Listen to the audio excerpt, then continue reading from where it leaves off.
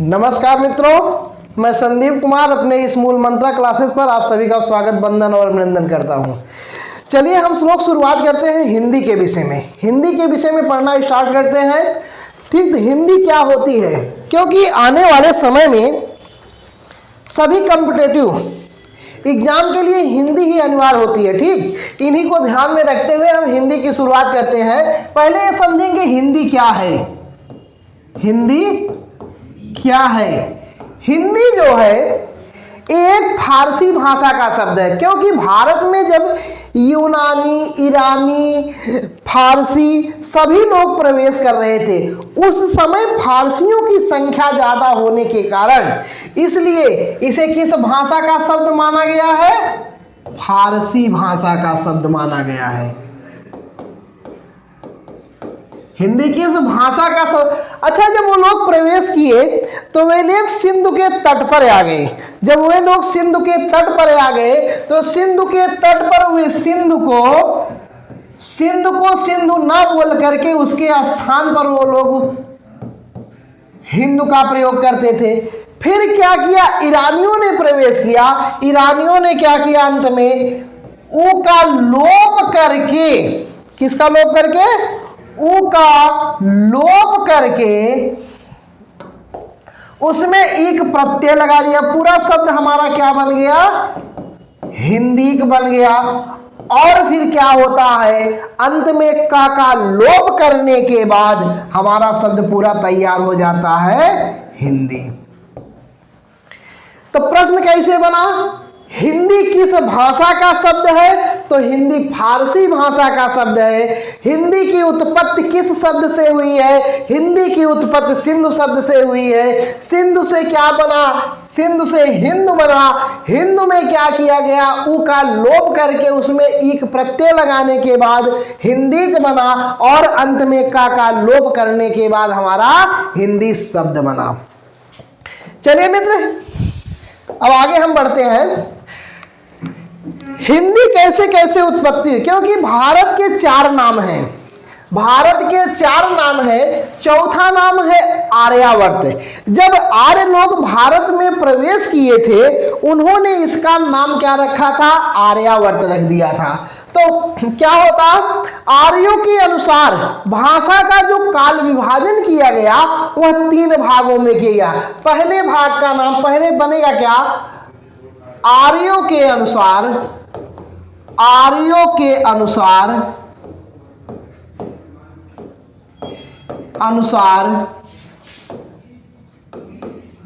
भाषा का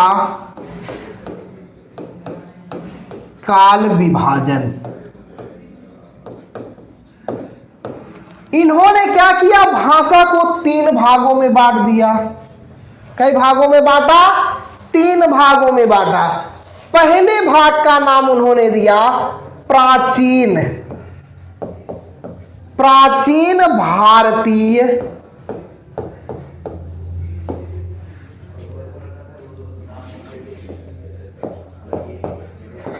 आर्य भाषा। पहले भाग का नाम उन्होंने क्या दिया? प्राचीन भारतीय आर्य भाषा। और इसका समय उन्होंने क्या दिया था? 1500 ईसा पूर्व से 500 ईसा पूर्व तक। कहां तक? 500 ईसा पूर्व तक। अब इसके भी 2 भाग कर दिए। पहले भाग का नाम है वैदिक संस्कृत। पहले भाग का नाम उन्होंने क्या दिया? वैदिक संस्कृत। वैदिक संस्कृत में तीनों वेदों, अथर्व वेद को छोड़ करके तीनों वेदों की रचनाएं किस संस्कृत में हुई थी? वैदिक संस्कृत में हुई थी। वैदिक संस्कृत का समय है 1500 ईसा पूर्व से 800 ईसा पूर्व। 800 ईसा पूर्व तक। फिर दूसरी आपकी आती है लौकिक संस्कृत। लौकिक संस्कृत जो लोकहित से प्रभावित थी उसी को हम क्या कहें, लौकिक संस्कृति। अथर्ववेद की रचना इसमें, पुराण की हुई, रामायण की हुई, महाभारत की हुई, इन सभी ग्रंथों की रचनाएं किसमें हुई थी, लौकिक संस्कृत में। और इसका समय है 800, इसका समय है 800 ईसा पूर्व से 500 ईसा पूर्व तक। तो कितना हुआ, प्रश्न बनता है प्राचीन भारतीय आर्य भाषा काल का समय कब है। तो प्राचीन भारतीय आर्य भाषा काल का समय है 1500 ईसा पूर्व से 500 ईसा पूर्व। दूसरा प्रश्न बनता, प्राचीन भारतीय आर्य भाषा काल को कितने भागों में बांटा गया, 2 भागों में। पहले भाग का नाम है वैदिक संस्कृत और इसका समय है 1500 ईसा पूर्व से 800 ईसा पूर्व, और दूसरे भाग का नाम है लौकिक संस्कृत 800 ईसा पूर्व से 500 ईसा पूर्व। फिर आगे बढ़ते हैं, दूसरा है हमारा मध्यकालीन भारतीय आर्य भाषा। मध्यकालीन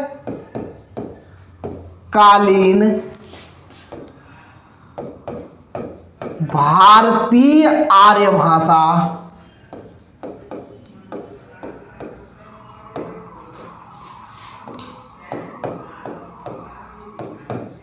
काल, और इसका समय है 500 ईसा पूर्व से 1000 ईसा पूर्व ईसवी तक, सॉरी ईसा पूर्व नहीं, 1000 ईसवी तक। इसका समय है 500 ईसा पूर्व से 1000 ईसवी तक है। अब इसके भी 3 भाग किए गए हैं। पहले भाग का नाम है पाली भाषा। पाली भाषा, अब पाली भाषा महात्मा गौतम बुद्ध ने अपने सभी उपदेश किस भाषा में दिए थे मित्र, पाली ही भाषा में दिए थे।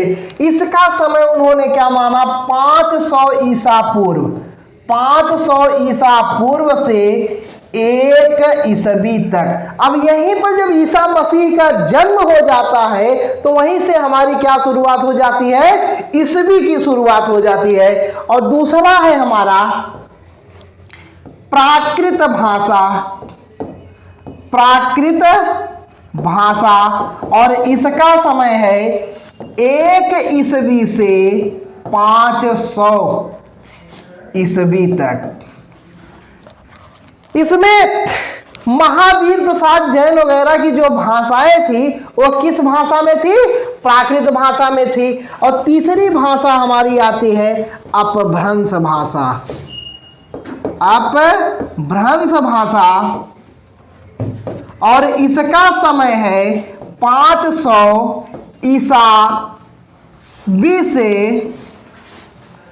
1000 ईसवी तक।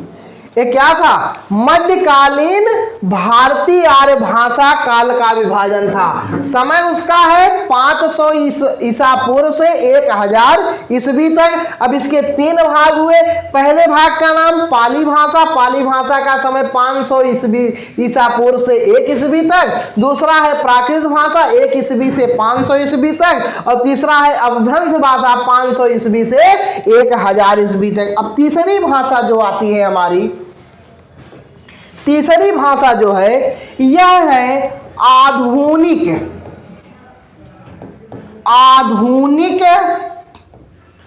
कालीन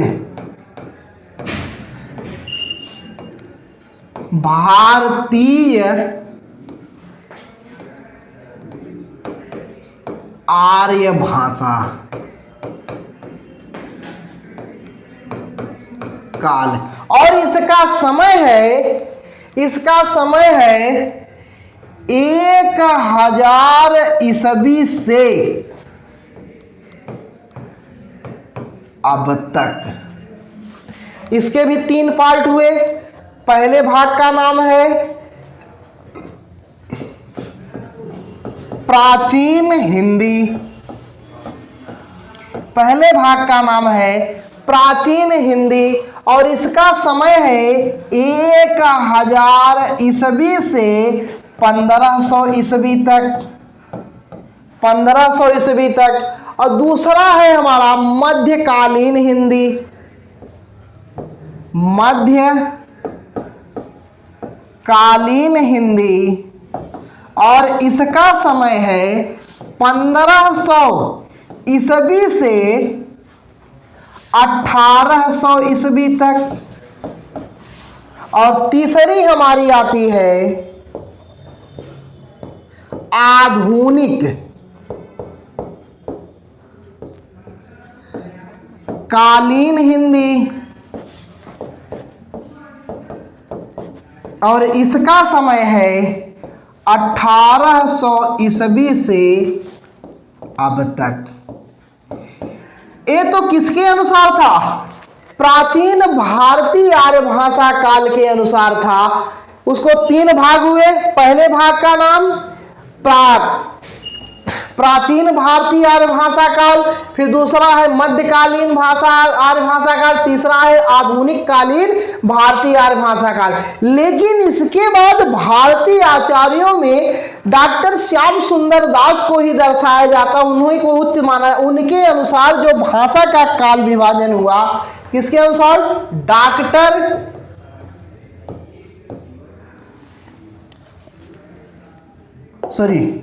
डॉक्टर रामचंद्र शुक्ल के अनुसार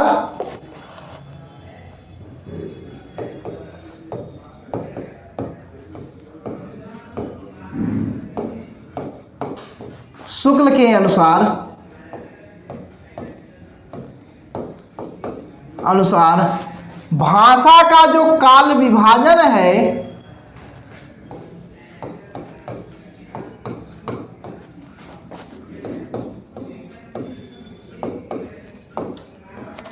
उन्होंने क्या माना? विक्रमी संवत में माना।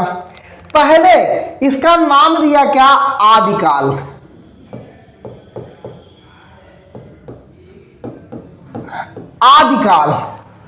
आदिकाल को उन्होंने वीर गाथा काल के नाम से भी माना है। इसका समय उन्होंने दिया 1050 से 1375, वो भी क्या? विक्रमी संवत।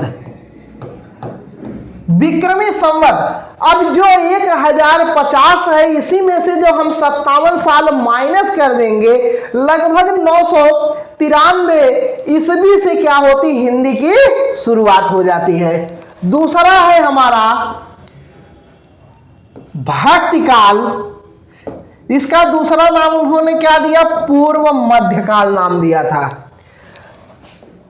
इसका समय है 1375 से 1700 विक्रमी संवत। और तीसरा है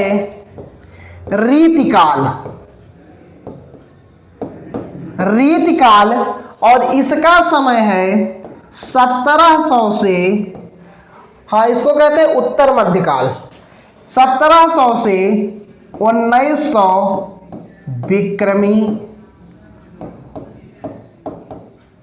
संवत। और चौथा है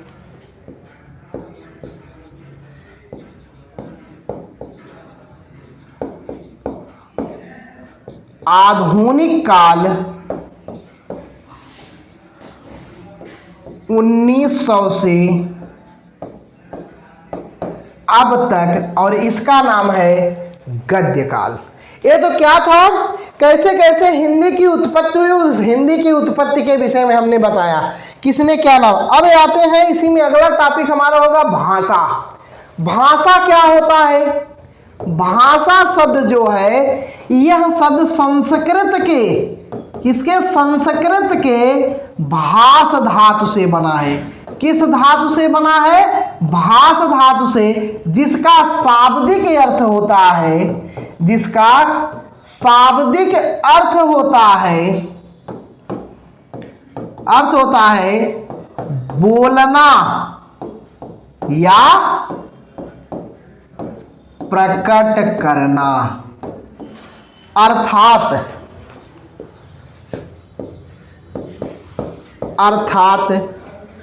वाणी की अभिव्यक्ति ही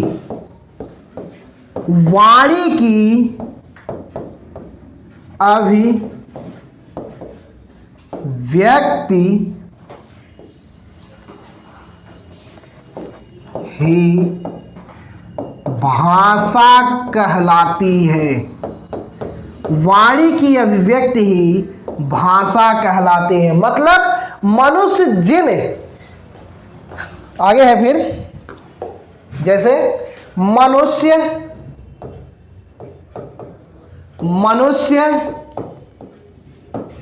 जिन ध्वनि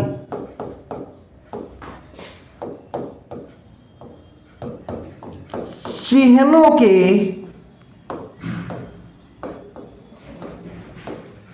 माध्यम से अपने भावों और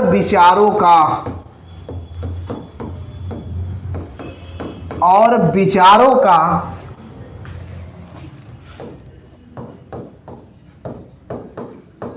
आदान प्रदान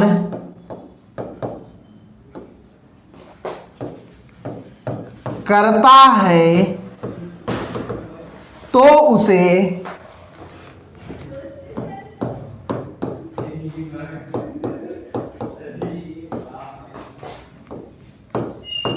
भाषा कहते हैं।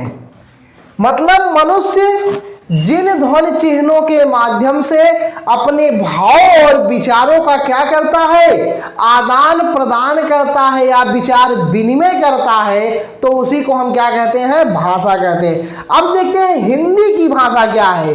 हिंदी भाषा वो होती है, हिंदी भाषा जब मनुष्य हिंदी ध्वनि चिन्हों के माध्यम से अपने भाव और विचारों का विचार विनिमय या आदान प्रदान करता है, तो उसी को हम क्या कहते हैं, हिंदी भाषा कहते हैं। इसमें है जब मनुष्य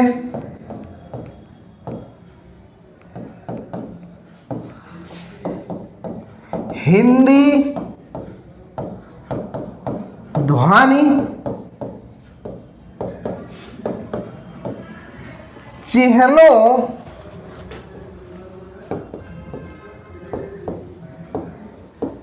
के माध्यम से अपने भावों और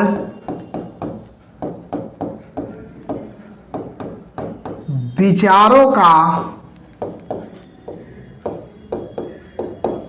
आदान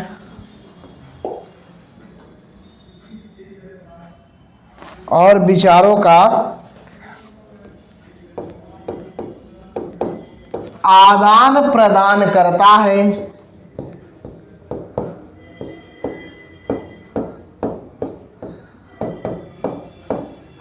तो उसे हिंदी भाषा कहते हैं। तो उसे हम क्या कहते हैं, हिंदी भाषा कहते हैं।